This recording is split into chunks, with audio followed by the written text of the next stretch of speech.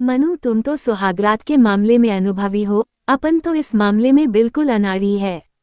कहते हुए संदीप नशे में झूमता हुआ पलंग पर औंधे मुंह गिर पड़ा। मान्या ने दिल में लगने वाले इस तीर को सहते हुए संदीप को सहारा देकर सीधा किया और फिर गुमसुम सी बैठ गई। थोड़ी देर में संदीप गहरी नींद में सो गया था, लेकिन मान्या की आंखों में नींद कोसों दूर थी। वह अभी भी विधाता के खेल को नहीं समझ पा रही थी कि उसने मान्या के साथ इंसाफ किया था या नाइंसाफी की थी। चांद जैसे जैसे आसमान पर चढ़ता जा रहा था, मान्या के दिल का जख्म नासूर सा बनता जा रहा था। पुरानी यादें चलचित्र की तरह आंखों के सामने घूमने लगीं। रुपेश, मैं तो अब थक गई हूँ, चलो वापस होटल चलते हैं, मान्या ने हौंफते हुए कहा था। तब रूपेश ने शरारत से उसे गोद में उठा लिया था और कहा था, मान्या, अभी तो हमारी जिंदगी की शुरुआत है, इसमें ही तुम थक गई तो इतनी लंबी जिंदगी कैसे काटोगी। मान्या ने फिर बच्चों की तरह मचलते हुए कहा था, रूपेश, तुम भी थक जाओगे, बस बहुत हो गया, कल फिर आएंगे, अभी तो होटल वापस चलो। रूपेश ने मान्या का सिर अपने कंधे पर रखकर सहारा दिया और दोनों गुमसुम से होटल लौटने लगे। थोड़ी दूर चलने पर मान्या ने फिर कहा, रूपेश, मैं खुद को दुनिया की सबसे भाग्यशाली पत्नी मानती हूँ जो तुम्हारे जैसा पति मुझे मिला। इतना प्यार करने वाले मम्मी पापा, बंगला, पैसा, तुम्हारा इतना बड़ा कारोबार, क्या ये सब कुछ मुझे सहज ही नहीं मिल गया तुमसे शादी करके। और मैं क्या कम किस्मत वाला हूँ जो तुम्हारे जैसी सुंदर, सुशील, पढ़ी लिखी लड़की मुझे मुफ्त में मिल गई। दोनों के हंसने की सम्मिलित आवाज घाटी में दूर तक फैल गई थी। अपने कमरे में आकर रूपेश ने हीटर जला दिया और इंटरकॉम पर खाने का ऑर्डर देकर फ्रेश होने बाथरूम में चला गया। मान्या फिर खिड़की के पास आकर मसूरी की अंधेरी गहरी खाइयों को देख रही थी। यदि खुदा ना खास्ता वह इन खाइयों में गिर गई, तब उसे कौन बचाएगा। ये तो इतनी गहरी और घनी है कि वह रूपेश रूपेश चिल्लाएगी तब भी आवाज ऊपर तक नहीं आएगी, और तब वह वहां रूपेश की याद में घुट घुट कर मर जाएगी। ये सोचते हुए उसका बदन पसीने से तरबतर हो गया। तभी रूपेश ने उसे पीछे से अपनी बाहों में जकड़ लिया था। फिर एकदम से अलग होते हुए बोला, अरे मान्या, तुम तो पसीने से तरबतर हो रही हो, माथा भी गर्म हो रहा है, तबीयत तो ठीक है ना।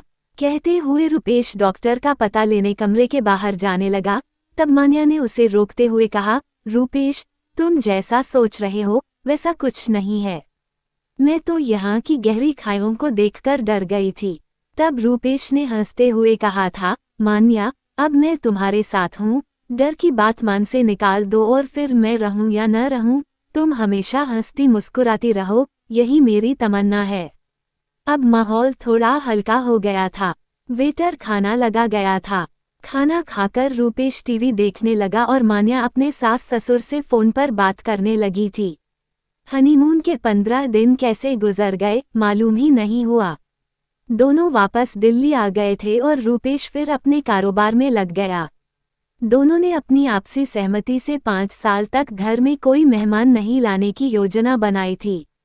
एक दो बार जब मान्या की सास ने इस बारे में बात की, तब मान्या की कुटिल हंसी से समझ गई कि अब उनका पुराना जमाना नहीं रहा कि इधर शादी हुई और उधर बच्चों की लाइन लगनी शुरू हो गई, और यदि बच्चे नहीं हुए तो बहू पर लांछन लगाने शुरू हो गए।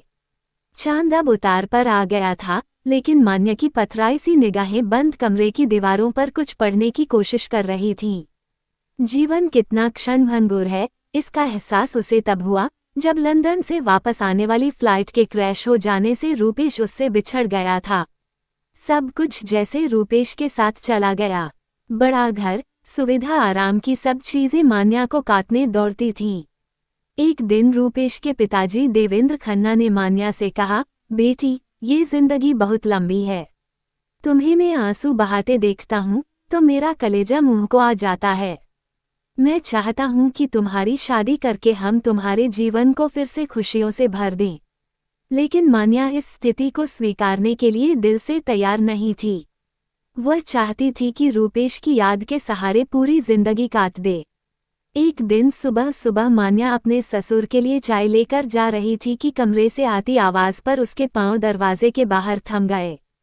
कंपनी के वकील कह रहे थे, खन्ना साहब, कानूनी तौर पर आपकी पुत्रवधू इस कारोबार और संपत्ति की हकदार है। यदि आप चाहते हैं कि आपके लड़के के नहीं रहने पर मान्या कानूनी तौर पर संपत्ति और कारोबार की हकदार नहीं रहे, तो मान्या की शादी कर दें। इस पर खन्ना साहब बोले, वकील साहब, मैं भी यही चाहता हूं कि मान्या की शादी कर दूं। इससे समाज में मेरा नाम भी हो जाएगा कि मैंने अपनी पुत्रवधू को पुत्री के समान समझते हुए उसका घर बिना किन्हीं पूर्वाग्रहों के बसाया। फिर दोनों की जोर से हंसने की आवाज बाहर आई। खन्ना साहब अब रोज मान्या को अतीत की याद दिलाकर भविष्य सुधारने के लिए उकसाते। इधर मान्या की सास सब कुछ समझते हुए भी मान्या को ताने देते हुए कहती, अरे 3 साल में एक बच्चे को भी इस घर में नहीं लाई, उसी के सहारे ये बुढ़ापा हंसते खेलते गुजर जाता। कैसी मनहूस लड़की से मैंने रूपेश की शादी की थी। रूपेश के जाने के साथ ही रूपेश के माता पिता का व्यवहार मान्या के प्रति बेगाना सा हो गया था। और फिर कंपनी के वकील के साथ खन्ना साहब की बात में मान्या डर गई थी। मान्या ने एक दिन अपने मायके जाकर वहीं रहने का अनुरोध अपने सास ससुर से किया, लेकिन वह इसके लिए तैयार नहीं हुए। आखिर सब तरफ में हार कर मान्या ने खन्ना साहब को अपनी दूसरी शादी की सहमति दे दी और एक साथ समारोह में मान्या की शादी संदीप के साथ हो गई। सुबह की लाली आसमान पर छाने लगी थी। मान्या की पूरी रात जागते हुए बीती। संदीप ने करवट बदलते हुए फिर कहा, मनु, तुमने तो पूरी रात ही बेकार कर दी। अरे थोड़ी देर के लिए मुझे रूपेश ही समझ लेती। मैं आपके लिए चाय लेकर आती हूँ। कहते हुए मान्या कमरे से बाहर निकल गई। मान्या अभी किचन में जाकर चाय के लिए पानी गैस पर चढ़ाया ही था कि उसे संदीप की मां की आवाज सुनाई दी, अरे उस घर भले ही तू कुछ भी करती हो उससे मुझे मतलब नहीं, लेकिन इस घर में तुझे नहा धोकर ही किचन में आना होगा। बिना किसी प्रतिवाद के मान्या ने उनकी बात मान ली थी। संदीप तैयार होकर ऑफिस चला गया। दोपहर को उसकी कुछ सहेलियां मिलने आईं। उनमें से तुली ने मान्या से कहा, मान्या, कुछ भी कह, तू है किस्मत वाली, पहले रूपेश था और अब संदीप। सच में हम तो एक से ही बंधे हैं। मान्या ने महसूस किया कि वह जहां से गुजरती है लोगों की अजीब सी निगाहों का सामना करना पड़ता है। उसे एहसास होने लगा कि पुनर्विवाह एक 2-धारी तलवार की तरह है। लोग इसका एक पहलू देखते हैं, लेकिन दूसरा पहलू जिसे नारी भुगतती है उसकी तरफ किसी का ध्यान नहीं जाता। अतीत, वर्तमान और भविष्य के चक्रव्यूह में नारी फंस जाती है। एक बार रात में संदीप अपने दोस्तों के साथ बैठा बात कर रहा था। उसके दोस्त कह रहे थे, संदीप, तूने रूपेश की जूठन को क्यों स्वीकार किया? अरे तुझे तो एक से एक लड़कियां मिल जाती। तब संदीप जो नशे में हो चुका था बोला, खन्ना ने इस शादी के लिए 5 लाख रुपए दिए हैं। इतनी बड़ी रकम के एवज में मान्या से शादी करना क्या बुरा है? और इसी के साथ सब हंसने लगे। अब तक मान्या सभी पहलुओं से परिचित हो चुकी थी। समय अबाध गति से गुजर रहा था। मान्या जितनी सामान्य होने की कोशिश करती, रोज ही कोई ना कोई ऐसी घटना घट ही जाती जिससे उसके अहम को चोट पहुंचती थी। संदीप बात बात में उसे उसका अतीत याद दिलाता और ताने देता रहता था। मान्या सोचती कि क्या पुनर्विवाह करने वाली हर नारी को इस तरह की दोहरी मानसिकता में रहना पड़ता है। एक दिन जब संदीप सुबह उठा तब कमरे में उसे मान्या नहीं दिखी। बिस्तर पर एक चिट्ठी रखी थी जिसमें मान्या ने लिखा था, संदीप, शायद पुनर्विवाह नारी के लिए एक दुखद पहलू ही है। हो सकता है इसके पीछे सोच अच्छी रही हो। नारी को असहाय समझते हुए सहारा देने की अवधारणा इसके पीछे रही हो, लेकिन जब सहारा एहसान सा दिखने लगे और नारी मन को ओछी मानसिकता के चलते घर बाहर सब जगह दूसरे दर्जे का स्थान मिले, वह भी जिंदगी भर तानों के साथ, इससे अच्छा तो यह है कि रास्ते ही बदल दिए जाए। मैं ही तुम्हारी जिंदगी से हट जाऊं, इसलिए मैं अपने मायके जा रही हूं। तुम अपनी खुशी के लिए सुविधानुसार तलाक के कागजात भेज देना, मैं दस्तखत कर दूंगी।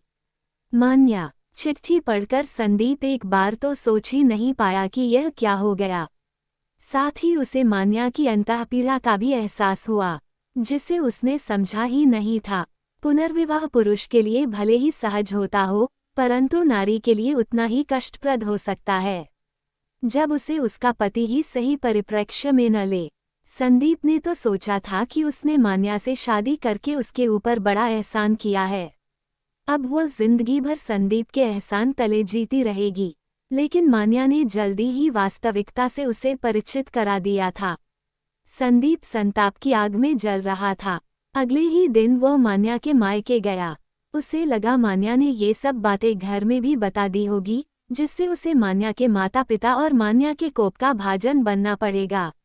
लेकिन ऐसा कुछ नहीं हुआ, क्योंकि हालात ने मान्या को इतना कठोर बना दिया था कि मानो उसे जहर का प्याला पीने की आदत हो गई थी।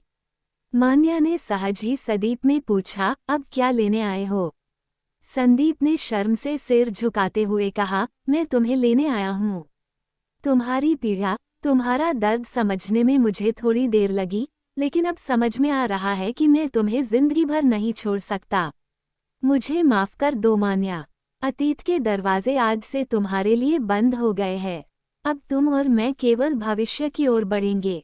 पूर्व की तरह मान्या बिना कोई प्रतिवाद किए अपना सामान बांधने लगी, संदीप के साथ जाने के लिए, ये सोचते हुए कि शायद इसी तरह लोगों की सोच पुनर्विवाह के मामले में बदलेगी।